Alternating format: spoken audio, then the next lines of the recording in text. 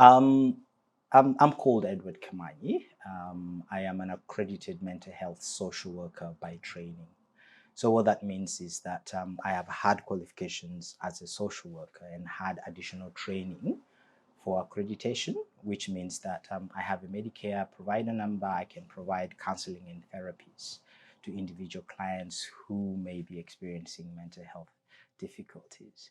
My background is a little bit very interesting, as most of us, you may understand. I was born in Uganda, and then I think at the age of around 23, I kind of ventured to England to do some studies there.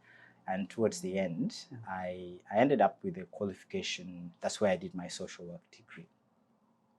And then I worked with child protection in Manchester for a while. And then after that, there was an opportunity to transition to Melbourne. That was in 2010. And I was actually not far from here, based in Dandenong Child Protection. And then I kind of did some work with SOCET, which is the Sexual Offences Investigation Team, joint responses with the police, particularly working with children who unfortunately may have experienced some uncomfortable contacts with adults. It was a challenging environment, but very rewarding in the sense that you're working with vulnerable children mostly. And then somehow I ended up not in prison, but working in prison. And that is where the therapeutic components of my career started kind of drifting in. So since then, I've worked, transitioned into mental health. And now I am a forensic mental health clinician, mostly working with people who have been through the forensic system, but also experiencing mental health issues. So you're looking at forensics and mental health and where the interplay is. So hopefully with an idea that if we can look after their mental health, it might help reduce their offending. Amazing, amazing. What a journey from Uganda to the UK and to Melbourne. And thank you for joining us today. And today we're going to talk about a very sort of, it's not really sensitive, but it's not really talked to so often about drugs and substance abuse. So just a bit of an introduction. What maybe can you categorize, or what can we define a drug as? So first and foremost, it's not necessarily my area of expertise. I'm not a drug and alcohol clinician. But in the line of work that I do, I work a lot with people who are experiencing the adverse effects of drug use. What happens after they have used drugs often is what brings them into my environment. So I do have a reasonably good understanding of the impact. Now, when we talk about drugs, the drugs are simply substances that do have a physiological effect when we take them. And they vary from mild to very, very intense effects. And if I am to give you an example, alcohol is a drug. Medication are classified as drugs, but there are also what we classify as illicit drugs. Now, illicit drugs are simply types of drugs that are considered illegal under the legislation, wherever you are. So in some parts of the world, cannabis is legal. In some parts of the world, it is illegal. So when it is considered illegal, it becomes an illicit drug. So you would get into trouble for using that. But when we talk about drugs, these are everyday stuff that we have, Panadol, aspirin, from the low end to the high end where you are talking about methamphetamines, oxycontins, cocaine, ecstasy, all those big street kind of stuff. Wow. So in terms of, and with that light, that drugs is anything that we use that has an effect to us. So what is now drug and substance abuse? Because that's now where it brings the difference. The abuse often comes in when we overuse. Okay, I can have a beer or two over the weekend with a group of friends. People do that every day. There are so many bottle shops that sell alcohol. People do smoke cigarettes here and there. People do use cannabis here and there. when we use these things for recreation, they are often not considered abuse. They're just recreational use. We use them to keep ourselves busy, to party and socialize. The problem becomes when we overuse them. When we overuse them for one reason or another. And that is where majority of the problem comes. And overuse is literally when we develop a dependence, okay? I need alcohol to wake up in the morning. I need cocaine just so I can party. I need to smoke just so I can calm myself down. I need cannabis so that I can just feel normal. That is where the problem starts, because you are no longer in control of your own self. It is the alcohol, it is the drug that is controlling you. It dictates your life. Wow. That is what happens when we transition into that abusive space. Wow. So before we go, because now we are almost getting to the topic of the day, but before we get there, is alcohol really a drug? As I was mentioning earlier, alcohol is actually a drug. Okay, that is the simplicity that I can put forward, that it is a drug. But the only difference is it is a drug because it has the ability to alter our physiological responses. Okay, when I take alcohol, it changes my thinking. It changes my perception of who I am. It even has the ability to switch off my brain. And that's why it is a drug. When I take too much of the alcohol, I can overdose on alcohol, which means that it alters the brain, the functioning of my brain. The difference is that it is a legal drug, just like aspirin, just like Panadol, just like whatever medication you take. It is legal. So it is up to you to use in moderation. I can take aspirin for a headache. I can take Panadol. You don't take aspirin for a headache, but I can take Panadol for a headache. But if I use too much of the Panadol, it can become problematic for me. If you use too much of alcohol, it can become problematic for you. Oh, wow! That's that is very well elaborated. So we're gonna look at some of the easiest maybe substances or drugs that can easily, get hooked up to. So maybe what are some of the examples of some? The drugs that are most easily hooked up on are the ones that have an addictive component.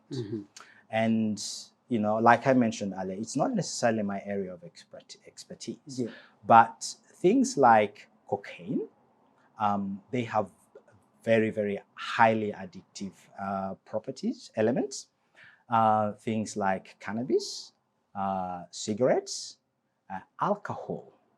Now, after that, then you go into the street stuff where you're talking about speed, ecstasy, meth,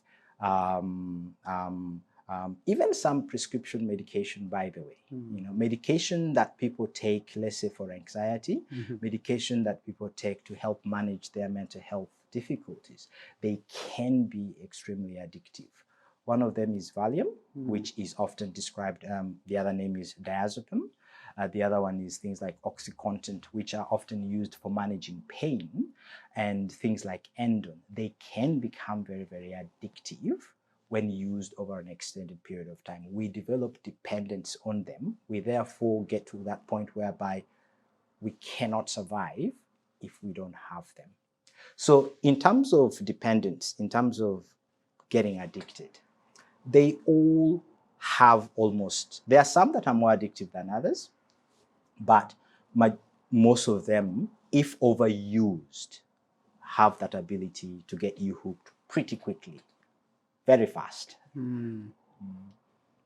And with all those drugs, we just want to narrow it down to maybe just a few that it's common maybe the community are aware of, or maybe they've seen someone use, or they might be, enjoying at some point. And we just want to understand, how do you know if you're getting from, just using it for leisure, and now you're getting, addicted to alcohol, for example? How do you actually know? The most common one that is almost out there for everyone is, like you mentioned, alcohol. Now, we use alcohol almost every day. we use alcohol. When we party, we use alcohol. Almost at home, people use alcohol to relax. I think the challenge is often when the reasons for which we use alcohol start changing. Okay? Why am I using alcohol? That is number one. When the reason starts changing, I'm using alcohol to feel better. Now, when we start using alcohol to feel better, we know that we are on the wrong trajectory, because I want to feel better because I have a problem. Okay, let's say my marriage breaks down. I'm feeling very, very distressed. Every time I drink, it helps me forget that my marriage is falling apart or whatever challenges are happening. So what happens is that I then start using alcohol to problem solve rather than solve the problem itself. Now, the problem is not going to go away, but the alcohol simply helps me to mask the problem. Now, as long as that problem exists, I will need alcohol. Okay? As long as that problem exists, I will need alcohol, because without alcohol, I cannot face the problem.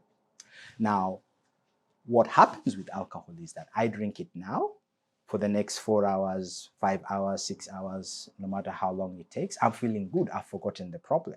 But when the alcohol wears out, the problem is still there. So I need more alcohol to manage, to help me forget the problem. And that is where people get hooked in. That is where the dependence comes in. Alternatively, some people start on a recreational set, whereby every time I party, I drink a bit of alcohol here and there. But how frequently am I partying? If I'm partying every day, if I'm needing alcohol every day to party, what happens then is that I step into that tolerance, whereby if I needed 2 bottles to party and feel the effect, after a period of time, 2 bottles really don't touch me. So I need 3, okay, to get the desired effect, whereby I am, partying and I don't care. Now, after about 6 months of drinking 3 bottles to party, the 3 bottles stop giving me the desired effect. So I need 4, I need 5, I need 6. There are some people who will tell you I can drink 24 bottles and feel nothing, because I have developed a higher tolerance. And as I develop the tolerance, I'm even getting more addicted. Wow. So there are 2 ways people often find themselves into that addictive space, whereby they are drinking to solve a problem, they are drinking to mask a problem, but they are also, the second way is recreational. You don't even know that you're getting there, but it creeps up on you to a point whereby you need 25 bottles to feel the desired effect. By the time you get to that point, you're already addicted. Wow. And there's another point where when it starts, I think it starts to control your life. Yes. And how does that happen? When it starts to control your life is literally, let's say, I'm just going to use a very African concept. I've got blood in my body, okay? But if half of that concentration of that blood is alcohol, then I need a regular supply of the alcohol. So without the alcohol in my body, I will feel like I can't function. And that is when it starts controlling your life. To a point whereby I have seen people wake up in the morning and go to work.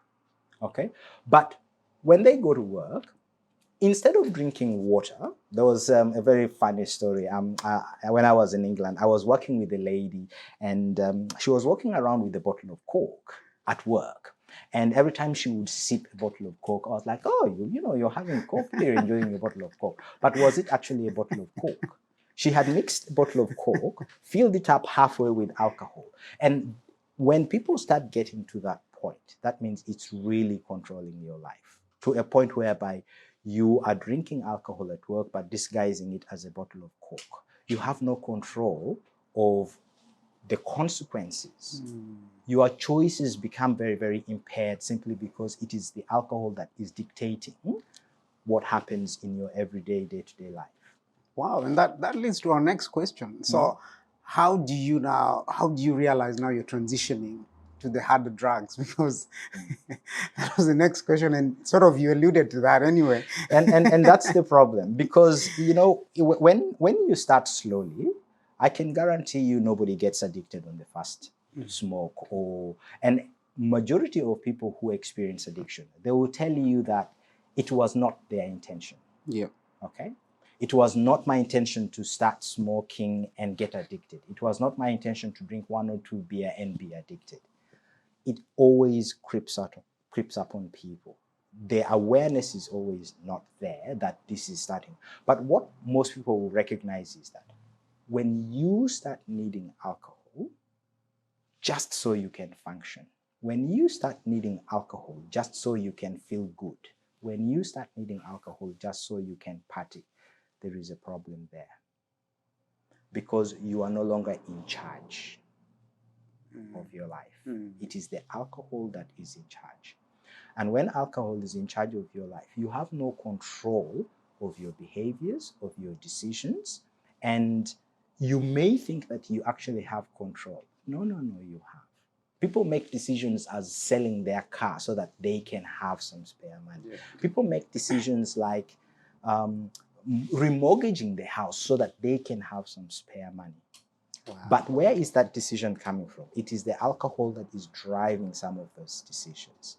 Offending behaviors. Within my line of work, I work with people who have been through the court system. And majority of times, when you explore the offending patterns and the behaviors, there is alcohol or substance use present, simply because judgment, decision-making, consequential thinking have all been impaired, that people just act based on whatever is driving their behaviors at the time. Amazing, amazing. And I like the fact that you've touched on a few, but I wonder if there's more, just to sort of understand, because now we come from enjoying a drink to relying on a drink to needing a drink, and then now we are not in control anymore. So what are some of the consequences you've seen as a direct effect of a drug use? The consequences are probably the most devastating in terms of the kind of work that I do. I will start, they vary. You know, I have seen from people getting to that point of suicide, okay, whereby I no longer have control over my life. I have sold everything that I had. I have literally lost my family. I've lost my children. I have lost my belongings. I've lost my job. What else have I got left? I can't shake off this alcohol. I cannot shake off this alcohol. What have I got next? I've lost my dignity. I've lost respect among my peers. What else do I have? The only thing that is left is my life is not worth living. And we have seen that happen. I have seen that happen. Majority of the clients that I work with are on the edge of something like that. So we try and work with them to say, okay, how about we bring some hope into their life? We can start with rehabilitation. The other component is mental health, whereby when we drink, particularly for young people, when they start using alcohol at a very, very early age, it has the ability to damage your brain. Your brain stops developing through the normal processes. And by the time you become an adult, we have seen people have what we refer to as acquired brain injuries as a result of alcohol use. But of course, that is extensive exposure. Other worst case scenario is family violence. There's a lot of family violence where alcohol is involved because people's judgment is very, very impaired. People become very, very impulsive and irrational. There is also financial loss. Lots and lots of financial loss. You can hear someone had $50,000 in their account the day before, after 6 months, they are homeless because they drank all the money. What happens when you're drunk? There is no control, okay? and that comes from sometimes a lived experience as well. You go out to the pub and you have your $1,000 that you have worked so hard for. You wake up the next morning and it's a -2 in the bank. Like, what happened last night? So you can kind of look at that within a broader spectrum of life itself. Like, it happens to people. People have lost so much in terms of how the alcohol has impacted them. And People lose jobs, people have lost friendships, families, just because they cannot control the alcohol. So there is a lot of adverse effects, significant, huge, on the family, on your mental health, on your body. And particularly young people, because as a young person, your body is still growing. As a young person, your mind is still developing, your brain is still growing. We need to absorb the right things in that space. But when we bring alcohol into that space, the way it impairs our ability to grow in a way that it curtails development, either neurological development or even physical development. And mothers who use, let's say, alcohol when they are pregnant, we know that they tend to give birth to babies with alcohol fetal syndromes, which literally a child is born with a disorder already. So what is the trajectory for that child? A child who is born with a brain developmental problem. Okay. So often we try as much as we can discourage mothers who are expecting to use alcohol because it does have a direct effect on your baby.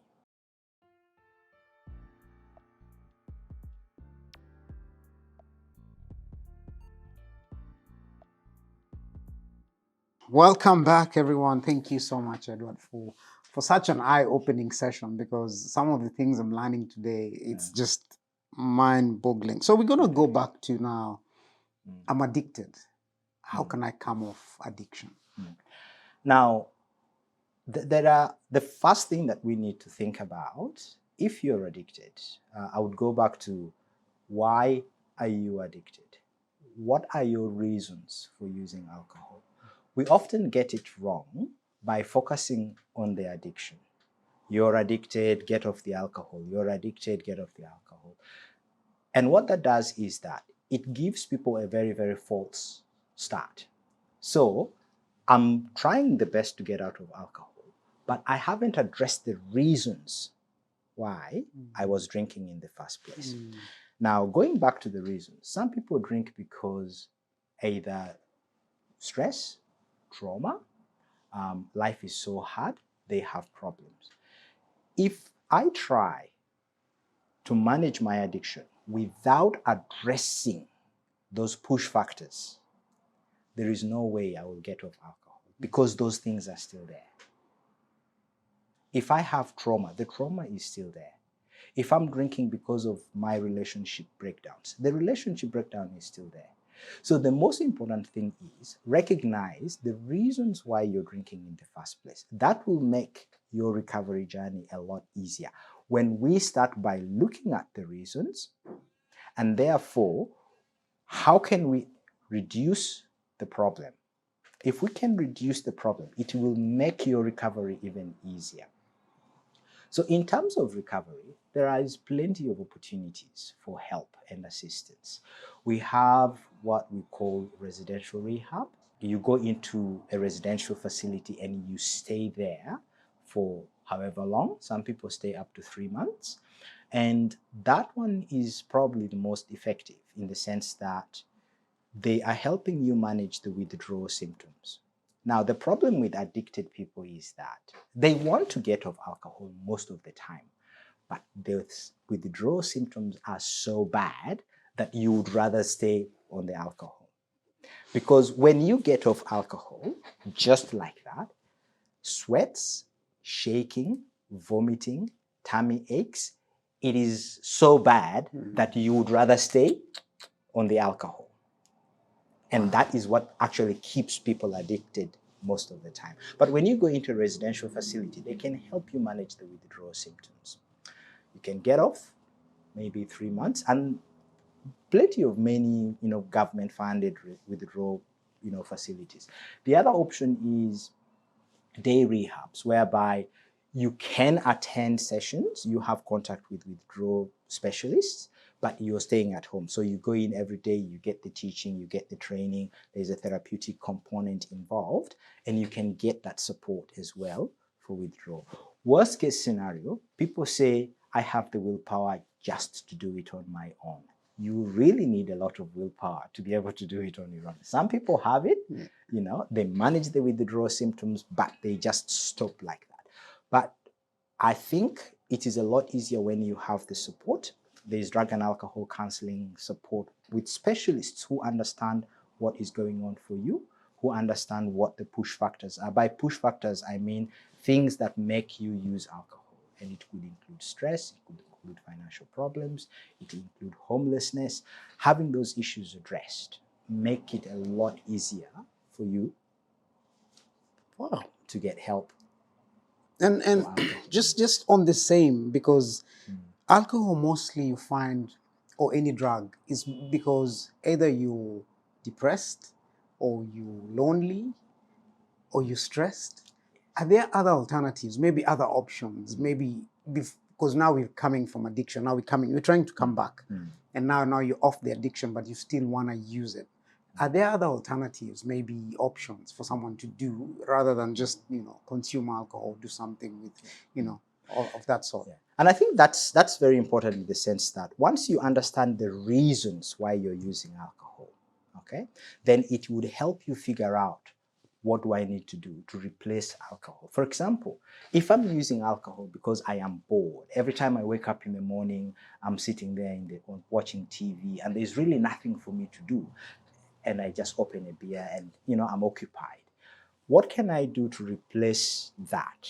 If my reason for using is primarily boredom.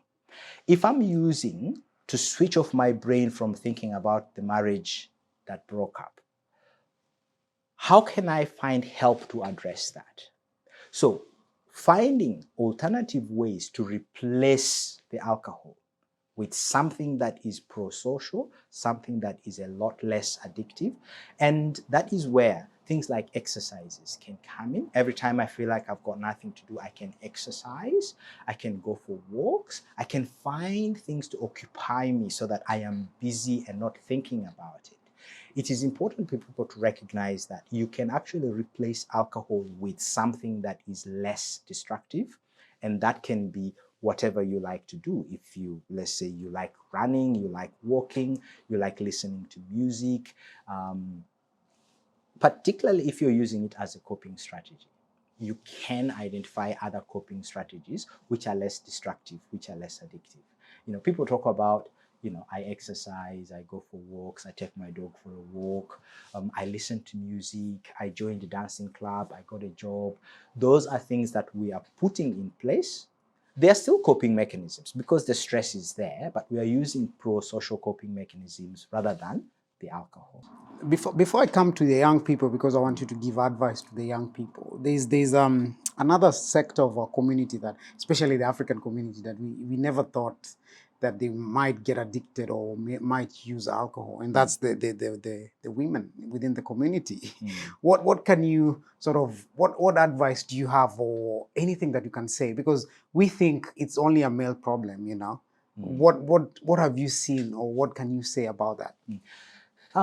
It's a very interesting concept, and I will probably be very careful what I say here. Having been born in Africa, there is a traditional component in terms of how society managed some of those aspects. I would probably say that within the African context, it was highly frowned upon for women to smoke and for women to use alcohol, and plus a few other things. But those traditions are changing now, in the sense that women are now actually having similar exposures to some of these things. Now, the exposure simply means that they have access to alcohol now, they have access to cannabis, they have access to whatever drugs they choose to use. Now, the idea that it used to be a male problem is probably an illusion that is not necessarily reflected in today's. It is not just a male problem today, it is just everybody's problem, because even women have access to it. Women have access to alcohol, women have access to drugs. The only problem that we have is the stigma that we still carry, particularly towards women. there is some difficulty in recognizing that women have exactly the same problems like men do. We often have a different expectation of women. There's still that, that traditional pull whereby when a woman drinking and all of a sudden, people are rolling their eyes, but it's not the same anymore. They just have the same exposure. So we need to develop an understanding and an appreciation that it is not only a male problem, it is a problem for women as well. And probably that would allow us to be more tolerant and more flexible in terms of creating a safe environment for women to say, listen, I have a problem. And subconsciously, we know that there's still some discomfort there. Although they have access to, as a society, we are still not open to welcoming them and saying, listen, you have a problem, I can offer you some support, or let's sit down and talk about it. So there needs to be a cultural shift in terms of how we are more open to women, our mothers, our sisters, our aunties, our grandmothers who may be struggling with alcohol use. There's no shame in a woman putting up their hand and saying, I'm struggling with alcohol. There's absolutely no shame, particularly in this day and age. Amazing. You're just alluding to my next question, because now I want us to touch on stigma, especially within the African context. What can you say about that? And because we need to help people out there, and there's always a stigma within the African community that some things you cannot really talk about, or you cannot, point fingers, you cannot mention some things within the community. What are you going to talk about, with the stigma within the community?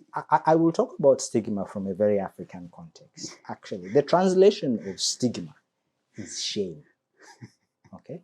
You have ashamed us. You are embarrassing us. You are shaming us. You don't act like what we expect of you. And when we talk about shame, shame is a very, very uncomfortable feeling. Okay. And shame is a feeling that often drives a lot of our behaviors.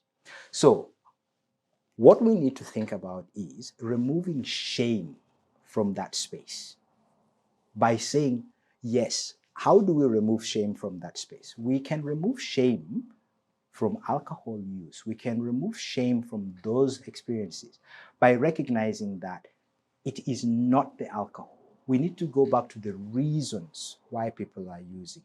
If I can understand the reason why someone is using alcohol, it takes away the shame of being an alcoholic. It draws you to that point whereby you need to recognize that they have a problem. They just chose the wrong way of dealing with it. It's got nothing to do with alcohol. They just have some difficulties. They just chose the wrong way of dealing with it. And that would help us be more human. Yeah. Because everybody has difficulties. But some of us or some people have better ways of coping with them, their difficulties. I don't know anyone on this planet who hasn't got problems. But some people have better ways of dealing with their problems, and some people don't. Now, the bottom line is, it is not the alcohol. We need to draw and be more cognizant of the fact that there is a problem that they chose the wrong way of dealing with. So when we focus on the problem, then the alcohol ceases to be something that I need to be ashamed of. Because my problem is not the alcohol. My problem is I have a difficulty. Then we can support that person to identify alternative ways of dealing with the problem. And for me, when we do that, it actually helps people open up a bit more, because you're not judging me for being an alcoholic. You're seeing my problem. Yes. You're seeing that I lost my father. You're seeing that I lost my family. You're seeing that I am grieved.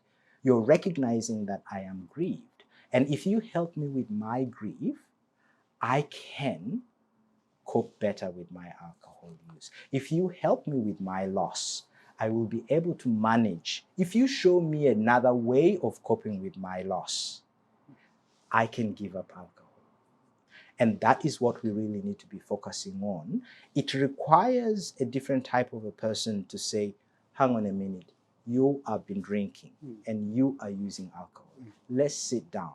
put the alcohol aside and talk about why are you drinking. Wow. Wow. If Amazing. we start doing that to people, if we start inviting people into that space, it is a much safer place because we are empathizing with them. Yes. We are listening to their journey, we are listening to their story rather than the behavior. Wow. So for me, that is really the most important way of helping those who are in our communities and saying, listen, I'm not going to judge you for choosing to drink as a way of addressing your problem. Let's talk about the problem. Amazing. What a nice way to sort of wind up things. But before we wind up things, we're going to talk about supports and how people can get help. But before that, I want you to give an advice, maybe to the young people or the people at large, just doing or how to handle, drugs, alcohol, substance abuse. Any advice that you may have for our community today. When I was talking about the two pathways of how people get hooked, I mentioned the recreational component, and I also mentioned the problem component. Young people often don't have problematic issues, like a grown-up. They do have, but most of their problems can be fixed. Young people, the pathway for them tend to be recreational. My friend is doing it, everybody is doing it, all my schoolmates are doing it, I will also try it out. Okay? My advice is don't. Okay? It's a trap. Because once you start, it can be extremely challenging to get off it, particularly when you start as a young person. Yeah. If you are hanging out with people who find it attractive, people who glorify substance use, then you need to rethink in terms of whether or not they're a good influence. Because the challenge is that once you're in, it is something that you could end up paying for the rest of your life. The reputation that you get from that, the behaviors the things that people do when they're under the influence, often they don't know that they're actually doing it. But you could end up with a criminal record that will influence the rest of your career, that will limit the opportunities and the choices that you have. So for young people, I strongly suggest that don't. If you want, speak to an adult. Share your experiences with an adult. If people are inviting you into that space, mention it to an adult and say, what do you think? They will give you advice. They will tell you where to go. And of course, like I said, alcohol, is there. And there will be opportunities where you are invited, particularly, on your 18th birthday. Now you're not have a beer, now that you're legally allowed to have a beer. But I think it's important to get some guidance around the use of alcohol and listen to those who have probably a few things to say and some advice to give. Amazing. And maybe for community, maybe other community members, apart from the young people within the community, any advice particular you'd like to maybe section out? I would probably say that it is something that is available. It is something that you will be invited to use. It is something that will be used, how can I describe it? Used in a way that, to exclude you if you're not using. But I would probably say, stand your ground, because at the end of the day, when you are addicted to substances, the people whom you're thinking are friends, when you are dealing with the consequences of the addiction, when you're dealing with the consequences of the overuse, you will not see them. When you serve your sentence, you'll serve it alone. When you struggle with your mental health, it will be your mental health. When you lose your career, it will be your career. Those people will move on. For people going through, or maybe substance abuse addiction, or maybe some difficulties out there in relation to substance abuse or drugs, is there supports available, and what are the supports available for them? There is plenty of help. There is plenty of help, and of course, more recently, there might be a little bit of a wait list, but you have to put your hand up first in order to be helped. And The first point of call is your GP. Wherever you are, your GP would be a person who actually has a good understanding of the services that are in the area, and they will be able to direct you to the right service providers. And particularly for young people, we have youth residential rehabilitation facilities. We have organizations like Headspace.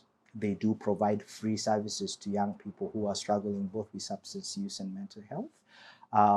We have in Melbourne, we have, I think it was Oregon, there's a youth-specific service that would help address those issues. So the first point of call should be your general practitioner, your local doctor, who will be able to at least guide you and point you in the right direction.